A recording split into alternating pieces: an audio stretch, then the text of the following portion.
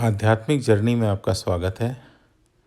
जैसा कि आप जानते हैं, जीवन के अनुभव चाहे अपने हों या किसी और के, उनसे बहुत कुछ सीखा जा सकता है।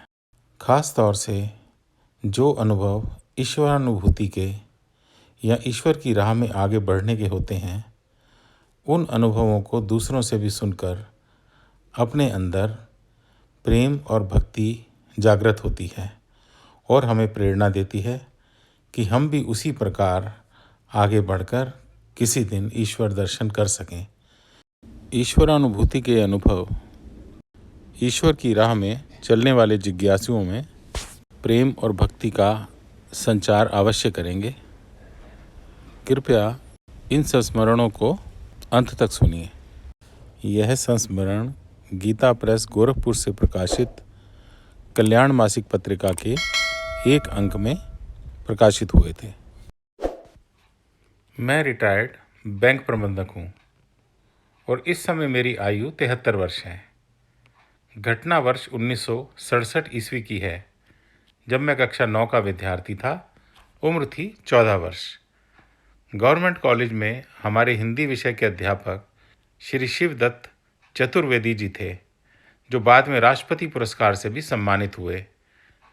हिंदी की कक्षा में सूरदास के पदों में कृष्ण का गोकुल से मथुरा जाने का भावार्थ समझाते हुए वे इतने भाव विभोर हो जाते कि हमारे मस्तिष्क में कृष्ण एवं मथुरा गोकुल के दृश्य दृष्टिगत होने लगते, जिसका प्रभाव यह हुआ कि मथुरा गोकुल जाकर भगवान कृष्ण के दर्शन करने की इच्छा मेरे बाल मन में बलवती हो गई। शाम को घर आने पर मैंने बड़ों से पूछा कि मथुरा कहाँ है। उन लोगों ने बताया कि यहाँ यानी इटावा से 180 किलोमीटर दूर है। सीधी बस जाती है और किराया मात्र 3 रुपया सवारी है। अब तो कृष्ण और उनका ब्रज ही अहर्निश मेरी आंखों के सामने घूमता रहता। किसी प्रकार उस वर्ष की पढ़ाई पूरी की।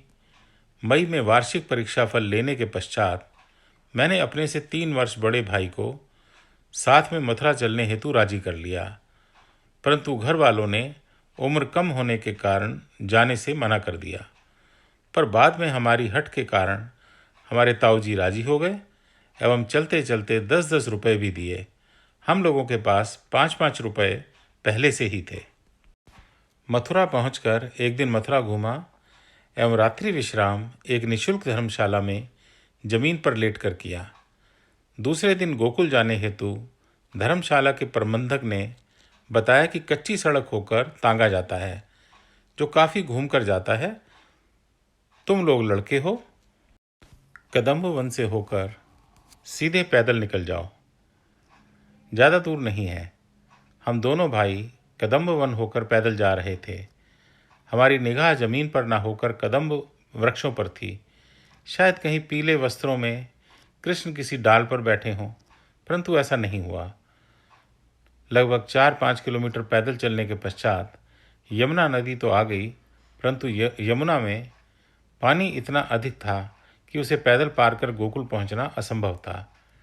एक स्थानीय व्यक्ति ने बताया कि आप लोग गलत जगह आ गए हो।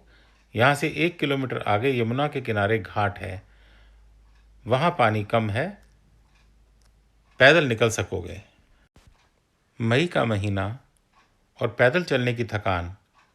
यमुना जी का जल पीकर एक कदम्ब की छांव में बैठ गया। लगभग 5 मिनट बाद बैलों के गले में बंधे घुंघरुओं जैसी आवाज़ सुनाई दी।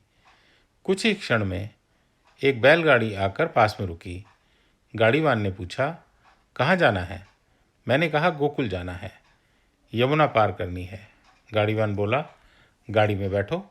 हम दोनों भाई बैलगाड़ी में बैठकर यमुना पार हो गए।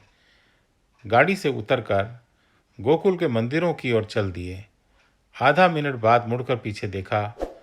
आश्चर्य, आसपास कोई बैलगाड़ी नहीं थी। हम कृष्ण को कदम्ब के वृक्षों में तलाश रहे थे, परंतु मिले यमुना किनारे गाड़ीवान के रूप में। हमारे प्राण विहल हो गए।